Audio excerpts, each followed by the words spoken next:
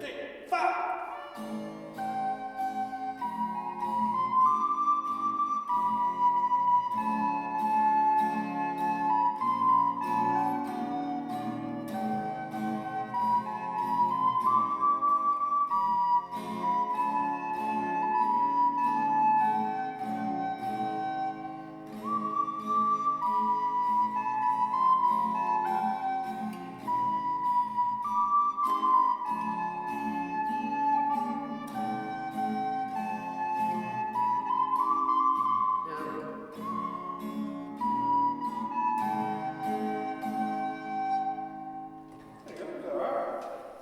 Fair enough. They'll know what it was.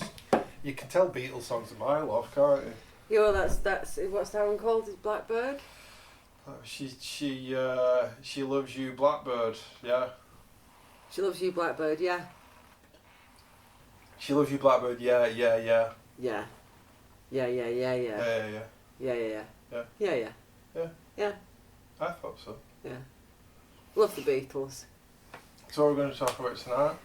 Things, items, Objects. objet. Objet of the art. Okay, let's call it that. But the twist is that it's non-prescribed. Oh yeah, we're not talking about, athames in your... Ain't no athames, ain't Ain't no no. wands, No, ain't nothing like that. not even a crystal. Nary a crystal in sight. No, we don't need those. Well, we do, but that's not what we're talking about. No. Unconventional magical items. So, these are things that have come through inspiration Yeah. and serendipity. Yeah. Happenstance. Instance, yeah. Yeah. That's a good word. Stuff that we have found and forced Procured, to be magical. customised. Yeah. Enchanted. Pimp my magical item. That's what the MTV series will be called. Yeah. Does Is it? MTV still I exist? don't think it does. They I were showing don't our know. eyes. Yeah. It was a television channel in the olden days. Television? What's that? What's that? Is that on YouTube? It's like TikTok but in the living room. So what are you going to talk about? What's your first one? First one is my wind-up teeth, my chattering teeth. Okay. You know, the kind where they've got little feet on them and you wind them up and they go nash, nash, nash, nash, nash and walk along the floor. I'm more of the present. Yes. I've had them for a long time. Where'd you get such things? Well, there's this place called the Internet Mm-hmm. that has everything you could possibly I've need. heard of it. But if you had a local joke shop, for example, if you lived in a cartoon Yeah. and there was a local joke shop, you could probably get some in there. Or if you exist within the Beano. Yes, if you're in the Beano multiverse, you could get one in there. But I got mine on the Internet. I would like to explore the Beano multiverse. I would. Spin-off podcast. Absolutely, yeah. I'm going to put Actually- that in the car park. There's a really great Wikipedia article which is a list of every comic strip that was ever in like the Beano and the Dandy right from their inception. Okay. And there's some very interesting, very racist sounding Well, cartoon. Little Plum's like the Yeah. obvious one, isn't it? Yeah. Or should I say Little Plum? That was mild compared to the early days. Okay. There's some corkies. But yeah, my teeth. Now I have a bit of hauntology going on with these chattering teeth Mhm. because I remember a television advert from the 80s that really shat me up, that had a pair of these teeth. Do you call them a pair? I don't know. Set. A set of these teeth going along a corridor. You might call them a pair, because it's like a pair of trousers. We have a pair of false teeth, do you? It's a set of dentures. A set of dentures. We But don't. you can get like a pair of compass, You can. and a pair of pants, Yes, a pair of scissors. and a pair of lunatics. Yes. Hi. Hi. We should have introduced ourselves at the start. Yeah. Oh yeah, were some people who were talking about some stuff on a podcast. I doubt people will find this by accident. Yeah, no. And if you do, God have mercy on your soul. I think it's because we don't advertise it. That would hinder our, yeah. I like the fact that God will direct people here to this verse. Yeah, if you've been when really necessary. naughty. Yeah. There's a specific punishment for a heinous crime. So tell us about this advert. I can't remember much about it other than that it was these teeth going down a corridor, and it gave me really, really bad nightmares. So I think part of my obsession with the teeth, and the reason why I have them and have had them on my altar for so long, is a lot of the stuff on my altar is like an aid to meditation, to getting into a certain headspace. There's gateways to gnosis in the chaos magic sense, the altered state sense. And the teeth are also a reminder that it's funny. Sure. That it's all funny. That it's all a bit. Yeah. So is there also an element of the scurry bit? Yes, it's an uncanny delight. I think. Okay. Yeah, which is. So it's like that weird sort of off kilter kind of feeling. The weird. Yeah. I used to use them actively. In your mouth? Yeah, I would put them in my mouth and smile at people, and then they were cursed. Do you not reckon when you see like those creatures out of Hellraiser in that thing that we watched the other night, the Dark City, but they're like the chatterers. like that. They're basically just those kind of teeth. They are, yeah, they are. Which just goes to show exactly what I'm talking about. Chattering teeth. Is that not what they're called? Yes. Chattering teeth. Chattering teeth. Yeah, yeah. I used to use them. That I would sort of wind them up and let them stomp over whatever sigil I was drawing, or the working space, and have them sort of parade around as a way of charging the work I was doing. But I haven't done that for a long time. They just sit there and smile at me and remind me that God is weird and funny. And creepy. And toothy. Yeah. Well, you've got to think about teeth anyway, I do have a thing about teeth. I have been blessed with a mouthful of big wonky teeth. And I've come to embrace that. And a lot of that has been about finding the comedy in it. Sure. So what was it? When was the last time you used them? Oh, many years ago. I haven't used them for many years. I've just kept them. But they're a favourite instalment on your altar? Yes, they're always there. No matter what iteration my altar takes, the teeth will always appear on it. And is that all that you've used them for in terms of like charging sigils or meditation, or is there anything else? Yeah. Okay. That's it really for the chattering teeth. Okay. It's just a little introduction. Well, I think a very suitable addition for your MO when it comes to magic. I think that they not only serve their purpose, but they look funny. They do. They delight me. Anything else in the teeth? Nope. Okay. I picked the cheeseboard. Delicious. It was the best option. When I first started doing anything that involved burning stuff, candles, incense, it's sometimes difficult when you're in a house to burn stuff. Yeah. And so you need to find a safe surface for doing it, don't you? And I acquired this marble cheese cutting board that's about, I don't know, it's about what, 10 inches by 5 inches maybe, something like that. And it's got this sort of pewter handle on one side that's made to look like grapes, which are also delicious with cheese. But it's so handy as a makeshift altar for when we're doing stuff, or if I'm doing things ad hoc.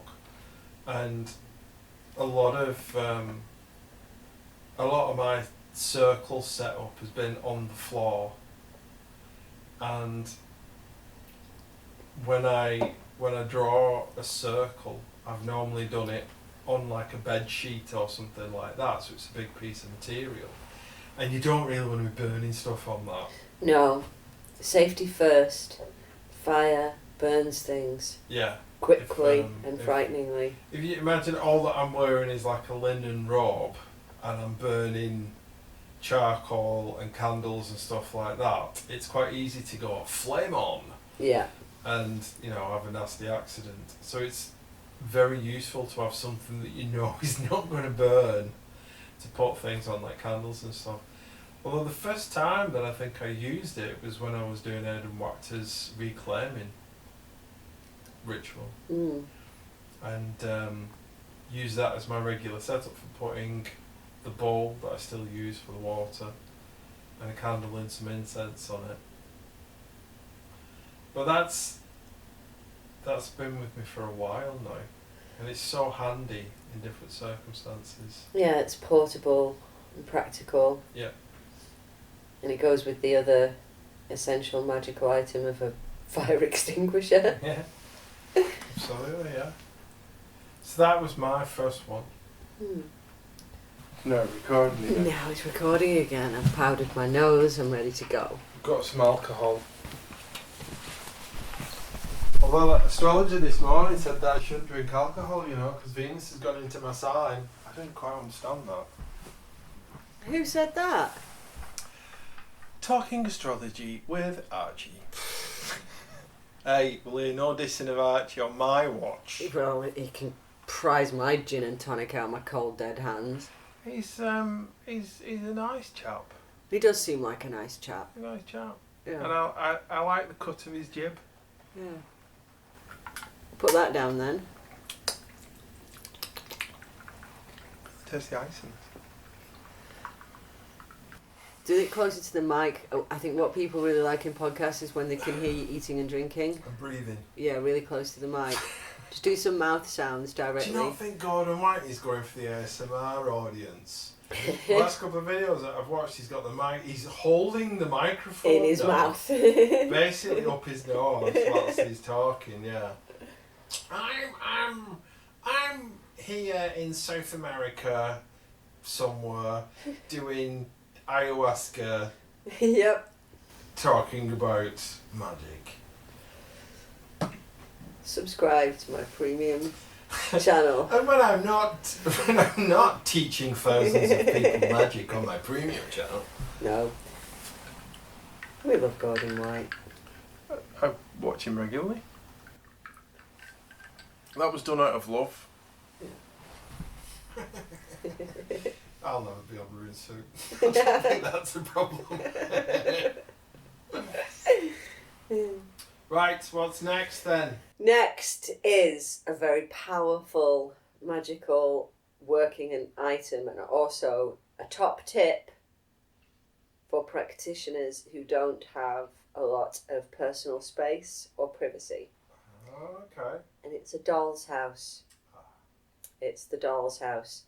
So I have a small plastic heart-shaped doll's house that I bought on Vinted app for about £8, and I enchanted it so that what happens in the doll's house happens in the big house. As above, so below. As above, so within, below. so without. Indeed. I have a table with an abundant feast on it. I also have a large collection of tiny animals. So if I want to invite the energy of a particular animal in, then I will walk it up to the door of the doll's house. It knocks on the door, I open the door, and it comes inside for a little visit. You can get any kind of miniature item that you want. You can find anything. I've got a little mini bottle of vodka and a little mini bottle of baby oil that sit next to the bed for workings which I will not elaborate upon. And you can also get tiny little books, little blank books that you can write your little sigils in, put put them on your bookshelf in your doll's house. Very cool. And you can also have an altar in there. If you don't have space for an altar, or if you don't have space to do a working, you can miniaturise it. You can put it in your doll's house. It's like an in-between solution from the astral to the gentleman wizard who has a mansion, isn't it? Yes. It's a nice in-between. It's a nice in-between. What I should do is design a doll's house that's perfectly set out for like big, long, magical workings, and you have it facing in the right direction, and you can have your your teeny tiny candles and whatnot. All things in due time. I'll make a fortune. Very cool. So, what was the first working that you did with it? The setting up of it, and the cleansing of it, and then I put it in the bath, and I gave it a bath, and I cleaned it, and then I fumigated it with some incense, and then I rubbed it with rose water, which is one of my favourite methods of cleansing something. And then I set it up, and I was like, who lives here, and what do they need? And they needed... So what inspired that? I don't know. It was just an idea that I had. I've always enjoyed miniatures and dolls' houses and things like that. And when you get to a point in your practice where you've kind of done the normal stuff, then you start to think, oh well, what else can I do? What can I play with? And there is that element of play that has a huge part in everything I do, really. You can use it with a puppet that represents yourself, so you can move your puppet through actions within the house that then translate to real, quantifiable change. Very cool. Yeah. That lives in the bedroom as well. It does. It lives on my desk. Is it a desk or is it a bureau? It's a kind of a bureau, isn't it, really? Why not both? Why not both? But you don't have to buy one, you can make one. You just need a cardboard box. Didn't you make a doll's house at some point? I did, yeah, but we didn't really have room for it, so I tipped it. It ended up in the tip, that. Yeah, I made that out of just some bits of wood. Real estate's at a premium, isn't it? It really, really is, and so sometimes going miniature is the only solution. But yeah, I mean, you can literally just use a shoebox. It gives you an opportunity to make things for it. If you can't find exactly what you need, you can make it, and therein lies the magic. I normally find that I make things that I can't get hold of. Yeah. Or that are prescribed to make. So when I did like the Golden Dawn thing, there was like, the 4 elemental tools and stuff and all that kind of stuff that you're supposed to make yourself. Although more and more, I think like you, I think in terms of like what's the word? Like repurposing. Repurposing, that's the word, yeah. Repurposing things. So a lot of the time I think about metals, as in like planetary correspondences, and then trying to find something made of that metal that corresponds to whatever the symbolism that I'm using. One of my favourite things that I've got more recently is that ram's-headed iron knife. Yes. Which is in a sheath that I've put black peppercorns in. I think originally it was made as like a letter opener. But I've now repurposed that for my workings with Aries energy, let's put it like that, and Mars and stuff, and the pepper is part of that. I've never heard of anyone doing that before, putting peppercorns in a sheath. No. Of which to sort of situate the knife, but it felt right when I was doing it, so... Yeah, you have to go with what feels right. It's very intuitive. Yeah, I think so. We were talking about this the other day, actually, weren't we? About a big part of at the initial stages of magic is learning how to trust yourself and trust your intuitions and your feelings about stuff. Yeah. So I'm going to have that as my second one. That was an eBay purchase. God bless eBay. God bless eBay, yeah. Yeah. Especially those little brass animals. Yes. Yeah, we've got a real menagerie now of tiny brass animals. It's building up. Between us, I think. Yeah. And they look cool. They do. Shiny. And surprisingly cheap and well made. Yeah, they are. They always surprise me by how detailed and delightful they are. Yeah. But my knife, it was obviously handmade, which I like about it. And then I managed to get a red handmade leather sheath for it. And I think it was the fact that it didn't quite fit properly when I got it. It's quite difficult. This is one of those magic things that nobody ever talks about. So like knives you use all the time. You said we weren't going to do knives as well, haven't I? And I've said a knife, but I'm gonna say it's a non-prescribed one because it's iron. So I'm trying to think actually. In my GV best practice, you have like the sacrificial knife and the black hilted knife, and that's about it really. It doesn't really prescribe anything else. This is a bit of a different thing really. This is more of a... Sometimes you buy things for the spirits that you're working with to sort of like please them, and it's less a sort of tool in the sort of I'm going to do something with this, like the sacrificial knife where you go and chop the one down with it. But it's more of a sort of this feels right on the altar, and it sort of gets me into the right state of mind for working with that spirit. I like that, and I like the fact that it's it just feels good. Yeah. The weight of it, it's substantial. Well, my next item will be a hit with women of a certain age, because it's Dream Phone.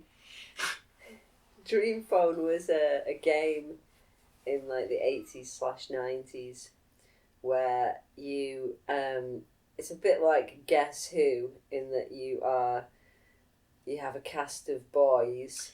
Oh, this is ringing a bell actually now. Yeah. And you have to eliminate all of the boys to find the one that's got a crush on you.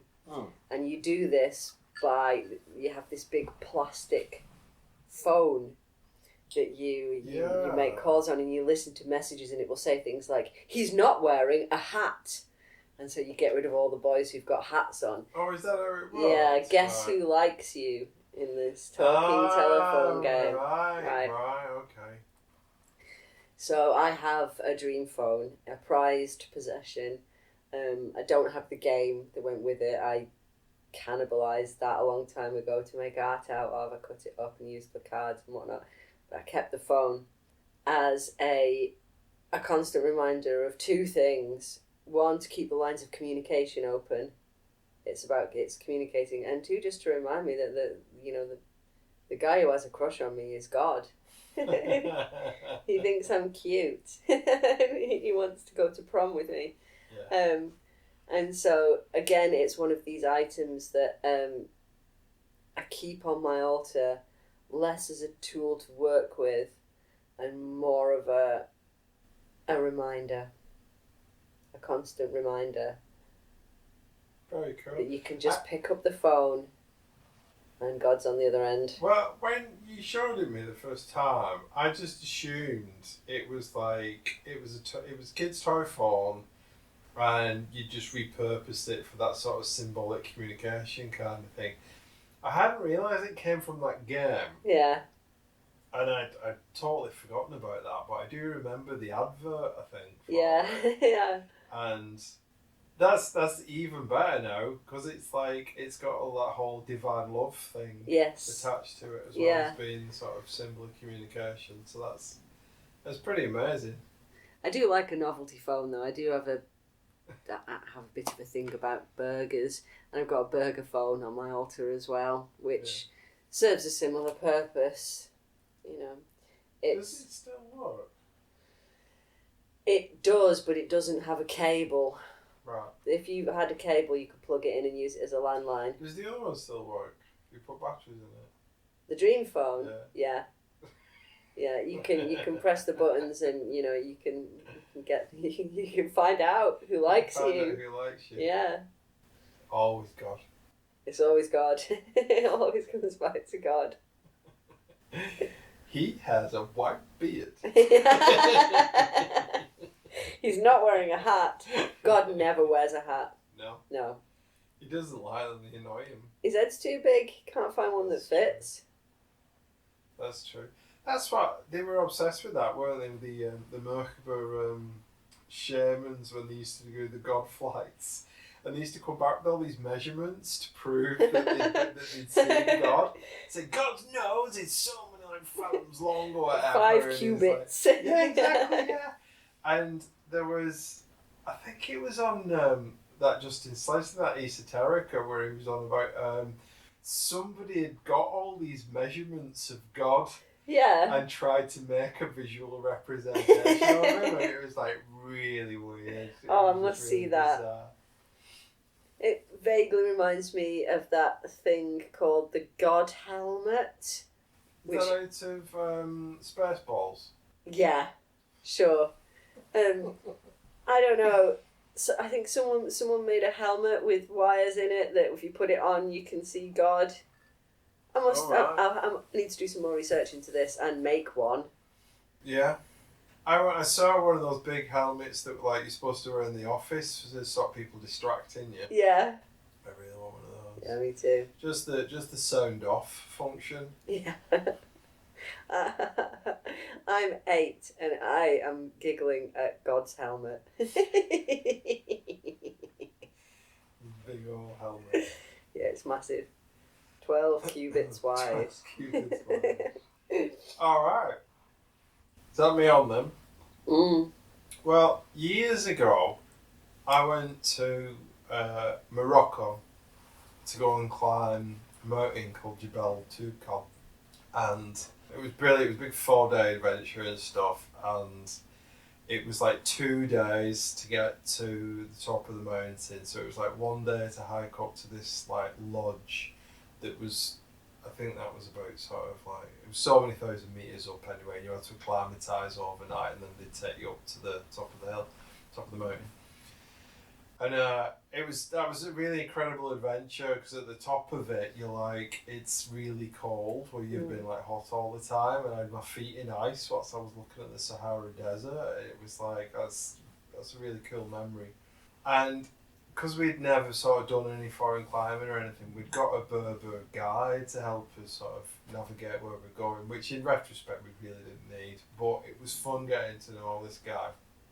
And when we came back down, in fact when we were going up, we stopped, there's like a little shop about sort of halfway on the journey, which I'm pretty sure it was his uncle who ran. And so we had like some soft drinks and stuff there, and then when we were coming back down, he invited us in and we all had to sit round, and he was like showing us some different things, just trying to sell stuff really. He brought this rug out, and I was like really compelled to buy this rug. And you can imagine, it's like we've been hiking for like days and stuff, and we're in this place, and we're doing the whole haggle thing, and I haggled for it just because it was like expected. And I bought it, and it was like, and then I had to carry it down. I had to like carry it for like 7 hours or something off this mountain. And the 3 lads who I was with were just like shaking their heads at me, like, why have you bought this thing? Yeah. It's like, you've paid like loads of money for it. It's a pain in the arse. It's a stupid decision. But it has become really, really important in my practice. And it becomes like, I've used it several times now as like a makeshift circle in its own right. And it's something that I use quite regularly now to just sort of put out.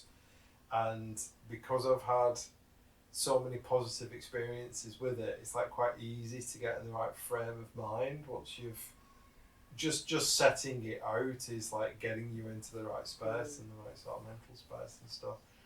And it's a pretty shoddy looking thing. It's not a grand, like, it's not like this thing under our feet, is it? It's not like a norm what you'd expect from like a sort of Islamic rug or whatever. It's like, has it got horses on it?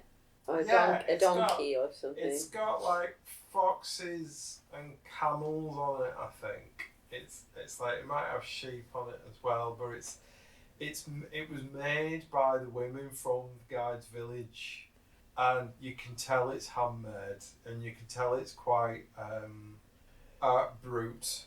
Yeah. It's not the finest thing that's ever been made, but it gets my magic on. It gets my mojo going. It gets you busy. Yeah, and there's been several times where the fact that I've got this rug from Africa, that has become sort of important to the working that I'm doing as well, because there was like all sorts of stories about like there was quite a lot of cross-pollination between what was called Libya in the old days and Egypt, because like Libya just covers like loads of that part of the Maghreb, doesn't it, or North Africa and that. It's like, well, Libya is quite a small country now, but in the ancient times when they were talking about Libya, it's pretty much like a lot of North Africa, so Morocco is like covered in it. That's become really, really special to sort of. The first time that I used it with a Ramiel.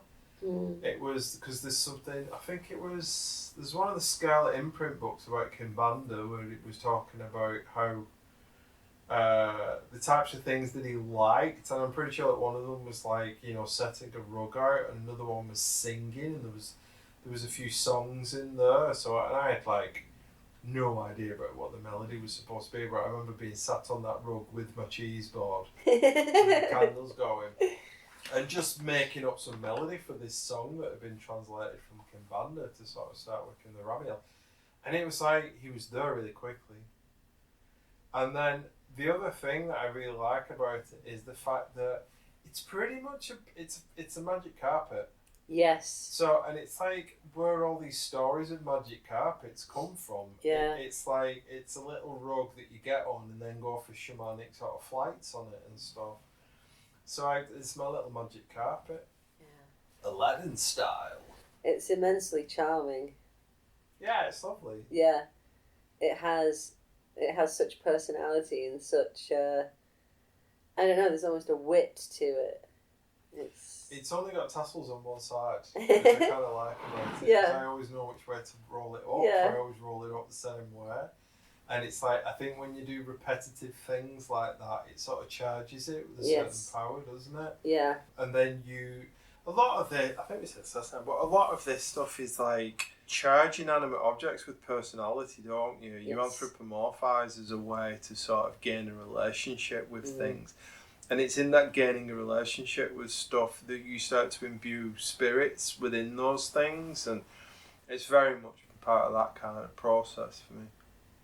So, yeah, that was my next one, was the rug. The Berber rug that I use. The Berber rug.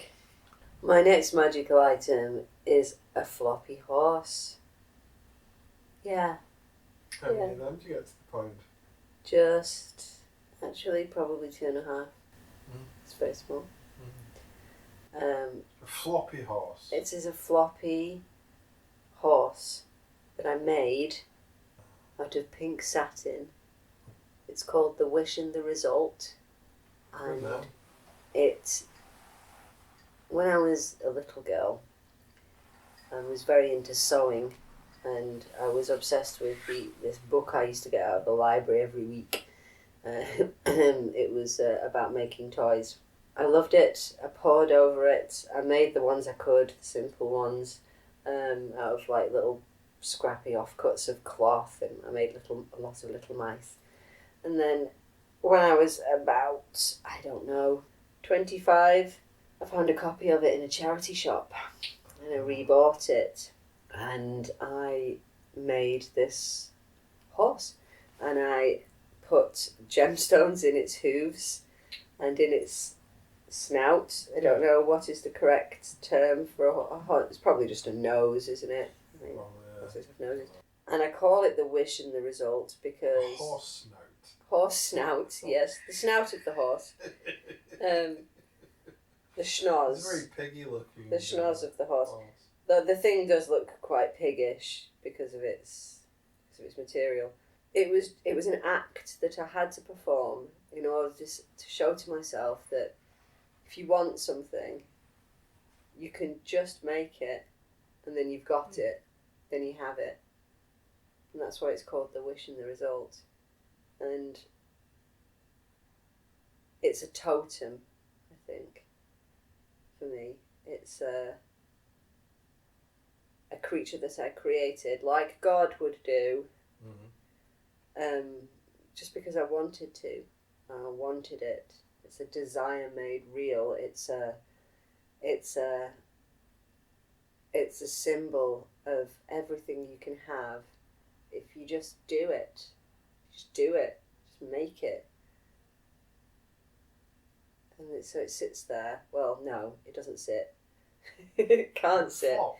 It flops there on my altar with, and I know that it's got something else inside it, but I can't remember what, because I made it so long ago. Because I am a more mature lady. Let's put it that way. It's a long time ago. Practitioner. I'm an advanced practitioner. Yes, very advanced. But whenever I make something, I always think, oh, me and God, we're twinning, creating things together, we're making things. There wasn't something there before, and now there is. For me, that's the most powerful, magical thing you can do, is make something that wasn't there before, and now it is, and it's what you wanted, and it's exactly what you intended to do. And there is this physical item that you've brought into being that can then serve forever as a reminder that you're capable of that you are capable of making something from nothing. Just a length of pink satin and a can-do attitude.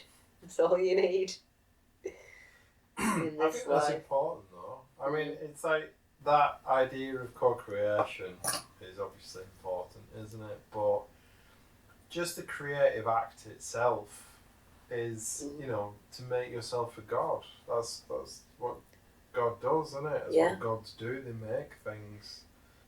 Yeah, and that's how I understand, being made in God's image. I'm also a creator. I can create my own world. I can populate it with floppy horses if I so desire. And I do. Nice. And I do. Yeah, so for me it's a mascot, a magical mascot. And it looks pretty. Yeah, that helps. So how do you use it then? I hold it in my hand, and I love it. Okay. And I put love into it, and okay. I marvel at it as being like just one little example of the whole thing. And it represents everything to me. Very cool. And you can flop it in a certain way so its little hooves clip together. Clip, clop, clip, clop. It's great. It's great fun. It smells weird though. How old is it then? Well, about 20 years old I think now. So it smells a little peculiar. Might be a giveaway of what else you put inside. Yeah, there's something festering in there. I don't know. Knowing me, it's probably like, Where did that cat go? Yeah, yeah. It's just a clot of hair and period blood, probably. Such a witch. I can't help it. Yeah, that's my floppy horse. Floppy horse. I was going to talk about my praying station, but you've just reminded me of my owl bag in the bathroom, which is one of the ways that I work with Flaherty, and hold that whilst I'm doing certain things to sort of charge it in its own unique way. I think I'm going to be quite bold here and talk about my praying station and the experience that I had when I was making it. So I was going through a process where I really felt like I had to make a crucifix,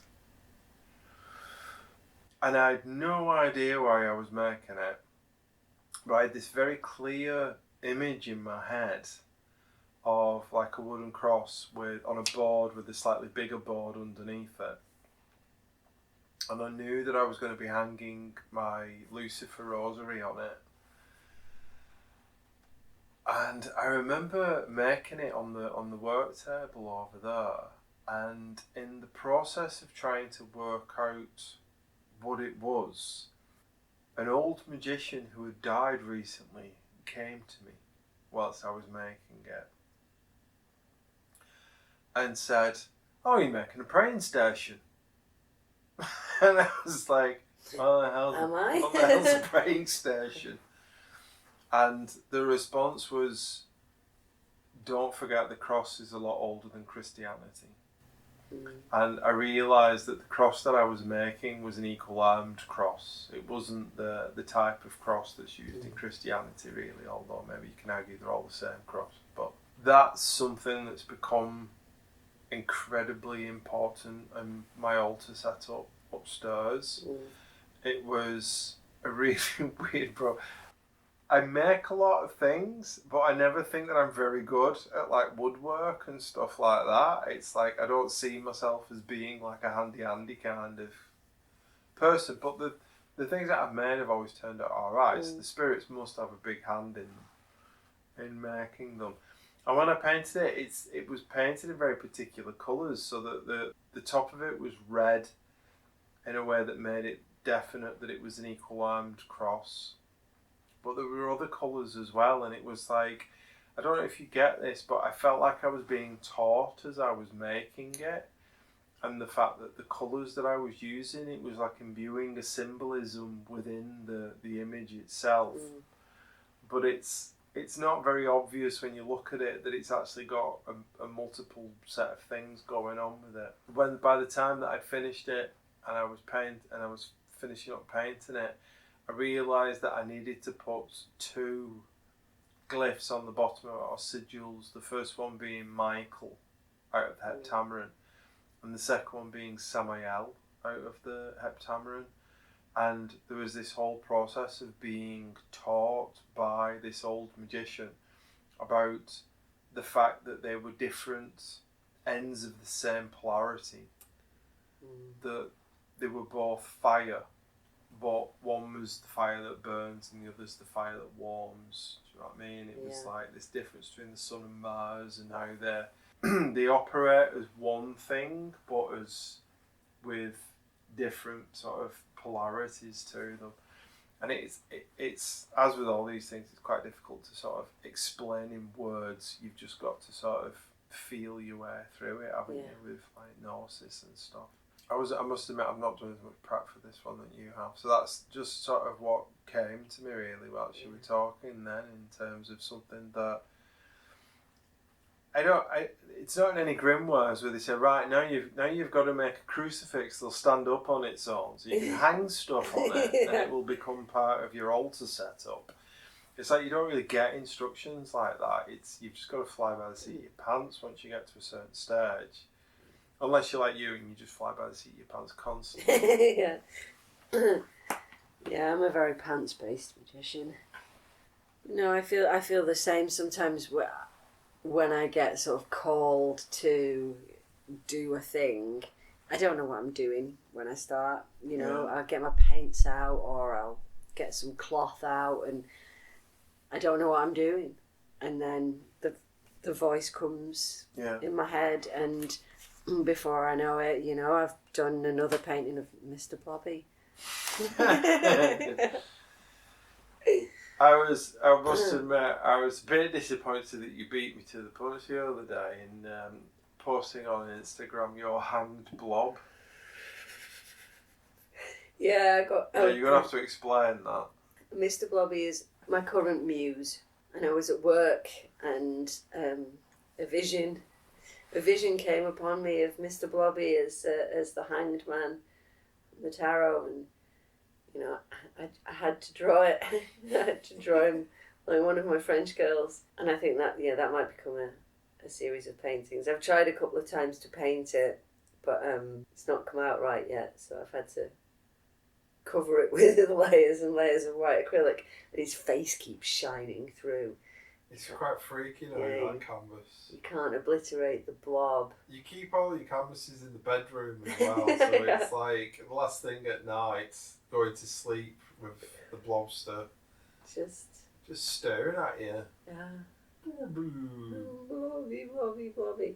He's He's not a good man. He's a liability. Yeah, he's aggressive. He's a true agent of chaos. Yeah. Yeah, no, he's a lord of chaos. Yeah. Ultimate hauntology. Profoundly upsetting character. But, you know, he's been a good friend to me. He guides me through the darkness. He falls over a lot, but so do I, so it's fine. Yeah, I don't know where to take the blobby conversation. It's kind of your thing, really. No, it's deeply personal, very spiritual. I'll be releasing a book about it soon. Very soon. Yeah. Oh man, yeah, I might as well plug my thing. Oh yeah, plug. So by the time anybody hears this, if they do, we should have a book for sale. My first thing. Yeah. Victor Trevor, Deep Black of Forever, Stellar Necromancy in the Western Mystery Tradition. Okay. As you can see, it was the blobby stuff that reminded me, actually. Of course. Available on Amazon by lots, and some for your family as well. Yes. A great stocking filler. Yes. Mother's Day present, Valentine's gift. Mm. And or a bereavement gift if perhaps somebody's, bar mitzvahs, somebody's got a new job. Yeah. Dogs and cats will also like it. Get some for your pets. Mm. Makes for a really good liner as well. Yeah, for the litter tray. Yeah. You probably need to get a few box loads. Yeah. It's reasonably priced, and it'll change your mind. Yes, it's my first salvo before the big butte gets published. It's an amuse-bouche. Yeah. Okay, you're next. Toilets. It's toilets. My next one's toilets. Okay, let's go there. I keep a plastic toilet on my altar. Again, as a little reminder to eliminate waste from my life, my mind, my practice, everything. And also because it's kind of like a little freezer spell. You know, I get a tiny little piece of paper and I write something or someone's name on it, and then I put it down my little plastic toilet, and they're gone. That's it? Yeah. Disappeared? Flushed. Eliminated. Toilets are pretty powerful on their own, aren't they? Very powerful, as we were talking before about the flarity stuff that happens in our bathroom. Indeed. You've got to have a toilet. Yeah. It's true. You've got to have one, otherwise you'd be in trouble. And caught short. Everybody shits. And I remember once a lady who we used to know, she was talking about how her daughter was being bullied at school. Okay. And she taught her to write the bully's name on a piece of toilet paper and wipe her ass with it and flush it away. Yeah. And that was a beautifully simple, powerful piece of magic there. There was Andre as well, Andre Vitimus, didn't he write some stuff about... He did write some stuff about shitting. The power of poop. The power of poop. Yeah. It's a great metaphor. And it's good stuff. And it goes both ways as well, because, I hope it doesn't. shit can... shit can be compost, can't it? Yeah. Things can grow from shit. That was the thing with Flaherty. It took me so long to understand. It was the initial sort of presentation as like Belphegor, and all the stories that you read of Belphegor, and it's like that famous picture of him being sat on a toilet on the throne. Yeah, and then once you start to piece it together and you realise it's about fecundity and fertility and stuff, and it's like, you start to think, well, that's really obvious now, isn't it? It's like as soon as we started using agriculture as a species, it's like, well, of course you need to like manure the land and stuff. It's like, It's a huge part of how we keep agriculture going. Agriculture is always seen as one of those sort of... It's a bit mysterious, isn't it, in terms of where did it actually come from? When did we actually start doing it? And there's like, different theories about that. When people talk about old religion and gods and goddesses of fertility, they're normally thinking about sex and kids, aren't they? They don't really think...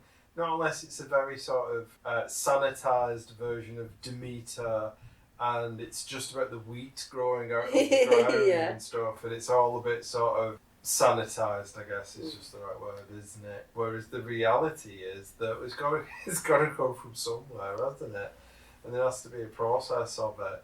And the fact that it was ridiculed so much in some of the old texts and that, it can be quite difficult for the modern Western mind to sort of see the value in some of those things. But it's been an incredibly important part of my working with Flaherty. I mean, for me, it's obviously just an excuse to buy miniature toilets, but my current one is a Sylvanian family set. It's got a little toilet brush and everything. You lean into the Sylvanian families pretty hard. Yeah. It's inner child stuff, isn't it? You know, sometimes you've got to treat your inner child, because otherwise they are going to pitch fucking fit and they won't do anything. What's your next one? Well, I was actually thinking about something that you made for me, which again is like a more sort of meditative thing that is on my altar setup, which is the little donkey that you painted gold for me. When I was... Well, the setup for it is when I was... when I was starting to work with some of the like darkest spirits, which are the Saturnian jinn. So the most famous of who is like Lucifuge Rofacal, but there is also there's also two others. Ammon is one of them. And I can also talk about my Cobra candle now as well. When I was doing some work with that particular Deccan, the brilliant novel, it's like one of the only archaic novels that survived, is The Golden Ass, or Metamorphosis by Apuleius. And there's several things in there, because he was like an initiate of the mystery cults. It's basically lots of veiled stories about the mystery cults, the Golden Ass. And I always remember reading it in that reading list of Crowley's in Magic and Theory and Practice, when he's talking about all kinds of silly things that you need to... There's like a reading list of about 100 books, isn't there, that he puts in there. And the Golden Ass is one of them, which I remember reading it the first time. And there's just a line where he says, there is so much wisdom if you know how to read it properly, or something like that. It was only a few years ago I've heard that Secret History of Western Esotericism podcast, where they were talking about the Golden Ass, and he was pointing out how many things in it were actually sort of transmissions from mystery cult practice. And there was a part in it where they talk about these like worshippers of Isis coming out with a brass vessel, and there's like some other mystery objects that they use, and the insight that I got was that the brass vessel was the same as the brass vessel that was described in like the Goetia, and what Solomon was supposed to use to put all the 72 demons in and stuff like that, and where the brass lamp idea comes from, in like Aladdin's brass lamp and that. When it was happening and I was getting the insights to it, it was actually Virgo season. And then after I'd sort of made it all, I went back to the Goetia to see what it, because I'm not very familiar with the Goetia, not as much as the Grimorian Verum as a like a text. And it said you must make it when the sun's in Virgo. Yeah. So it was like a nice sort of reassurance that I was on the right path. And when I was doing all that stuff, I just remember you coming up to me and putting something in my hand secretly. Mm-hmm. And when I opened my hand up, it was a little donkey that you'd painted gold for me. The premise of the Golden Ass as a story is the fact that the main guy in the story ends up meeting a witch of Thessaly who has an ointment that turns her into a bird, so she can go for these night flights or whatever and come back, and he wants to try it out as well, and he tries the ointment out and ends up turning into a donkey, an ass, and gets stolen basically or kidnapped, and he can't turn himself back. Oh, is that where Shakespeare got Midsummer Night's Dream from? Oh, quite possibly, yeah. The bottom character. And so he's an ass for the rest of the story until at the end he has a vision of Isis, and she tells him that he has to get to this annual parade that was done as part of the Isis mystery cult, and the roses that the priests carry, he has to eat one. And if he eats one, he'll be able to turn back to a human. And so he manages to rock up to this thing, which is the bit where they describe this brass lamp that they use and these other sort of mystery objects. And he manages to eat one of the priest's roses, and the priest is sort of standing about, and then he turns it back into a person, and they all sort of go, oh, it's a miracle of the goddess, which it is. But it's a metaphor, isn't it, of it's like the fool in the tarot, isn't it? It's the initiate is the ignorant ass that's got all of the potentiality. The gold is within the initiate, but they have to go through the journey to be able to extract the gold, and by extracting the gold, it turns them into a real person. And so to have that on my altar set up, that little memento and just that image is like a really good meditation in terms of myself as an initiate and constantly going back to the start of that process. Talk about what you think. Fish cakes. Talk about what you think. Fish cakes. Talk about what you think. Okay. Success. Fish cake. Yeah, it's my last thing, and it's my arena. Okay, I would look forward to this, actually. Yeah. Well, it came to me in a vision, and I was told by God to construct an arena in which items could be brought together. And that was all I got. So I got one of the most important tools in a magician's arsenal, a shoebox, and I painted the inside of it green, like a green screen, so I could project any vision or background that I wanted onto it. And that's it, really. That's the simplicity of it. It is a magical space in which you place items, and the items make change. Mm-hmm. It sounds simple. It is simple, and that's the joy of it. It's literally just that. It's so incredibly powerful.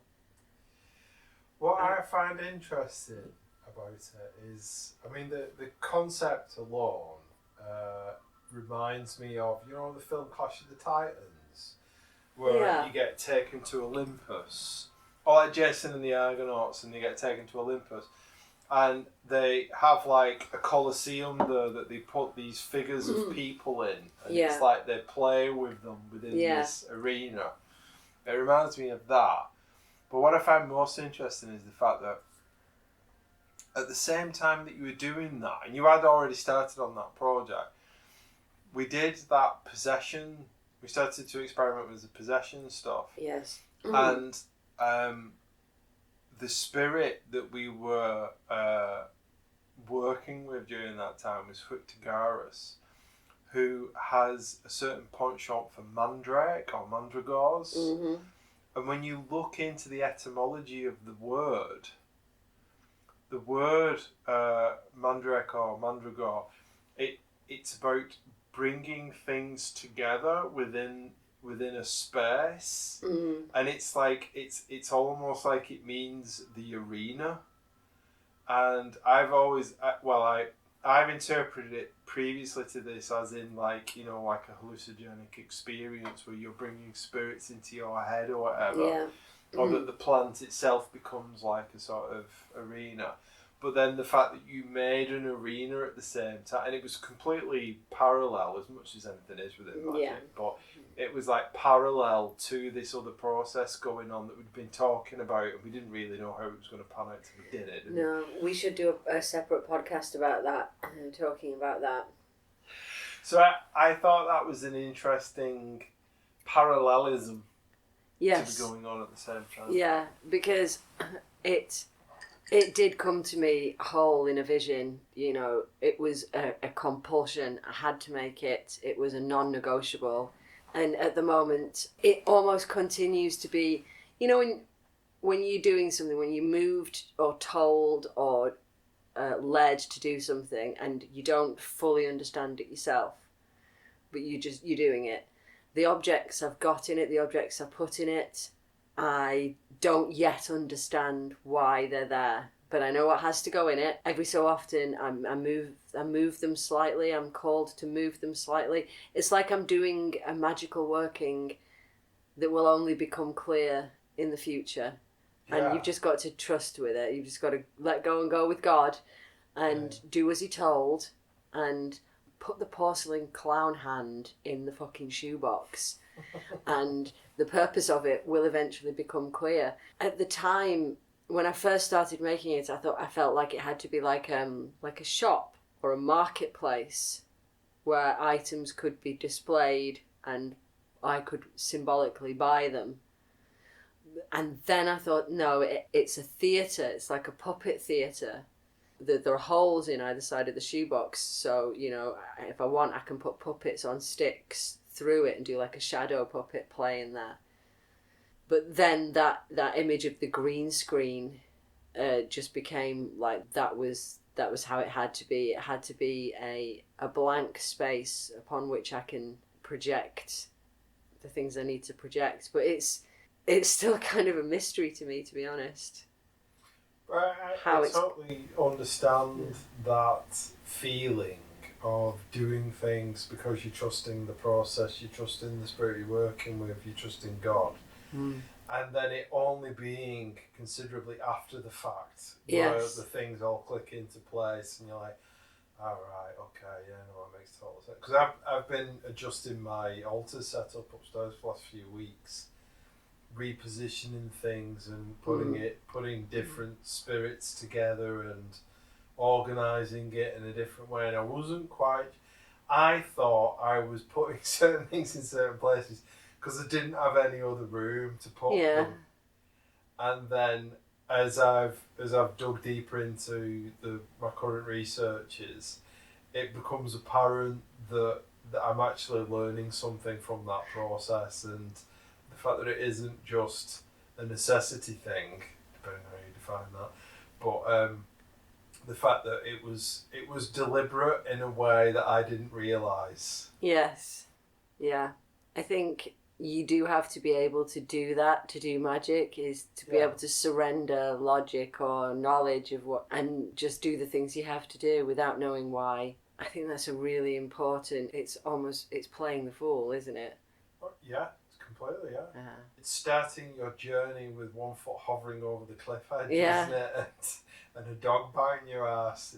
I don't know why I'm doing this, it just feels like it's the right thing to do. The more that you can trust yourself and God and the spirits that you're working with in those moments, the better your practice gets. You don't have to worry about it making sense because you know that it will at some point. It will make sense when it's right for it to make sense. You have to surrender to the play. Yeah. What you were saying about rearranging your altar, I do feel like I go through phases of that where all of a sudden I just have to bring certain things forward, put certain things back, and I don't always know why. It's like it feels like opening a gate and letting something in. It feels very much like an invitation. You know, there's certain little doodads and thingamies and doohickeys that all of a sudden become just so important. That may have just sat, in a box gathering dust for ages, but no, now they must be at the forefront. I love that. I love it. It's so it's magical.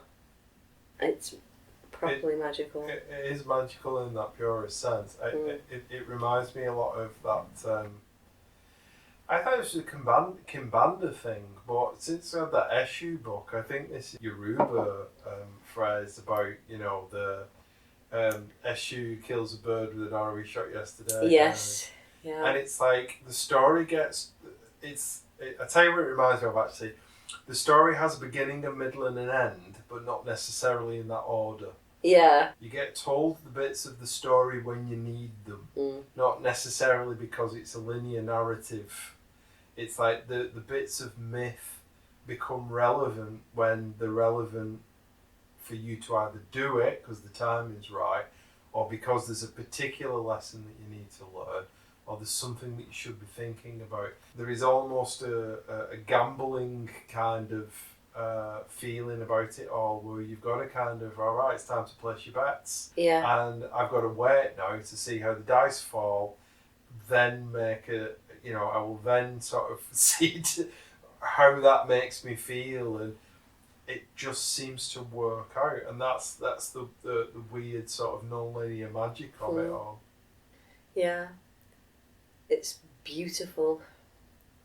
It's also reassuring that you're on the right path, isn't it? When sort of stuff like that happens like that, where it isn't just you being spoon-fed one thing after the other, and it's like real magic doesn't work like that. No. It takes, that's where the guts of it come into it, isn't it? Where you've got to sort of place your money before you know sort of even what game you're playing. Yeah. Yeah. I feel so lucky when those things happen, and so blessed, you know, that God can talk to me like that, and that I can hear him, and that together we can do this weird cryptic shit that ends up blossoming into a beautiful life. Or, given what's just happened in the garden, a goat willow just popped up out of nowhere. Yeah, the garden is actually... Alright, let's finish on that. So the garden, this year especially, has just been like an experiment in seeing what God wants to grow. Yeah, well, that was when I decided to give that raised bed over to God. I was, and you know, the way I thought of it was like, it's where God's going to spit all over the pips in it, and what will grow. And we've had some extraordinary gifts and visitors coming in there. Yeah. If you have any space, even if it's just a window box, try just seeing what happens if you don't do anything to it. Yeah, give it over to God. Yeah. And you too can have your own goat willow tree just appear in the back garden. That's a good place to finish. Yeah. It is. Let's eat some fish cakes. Fish cakes. Fish cakes. Fish cakes and custard. Night night, love you, bye.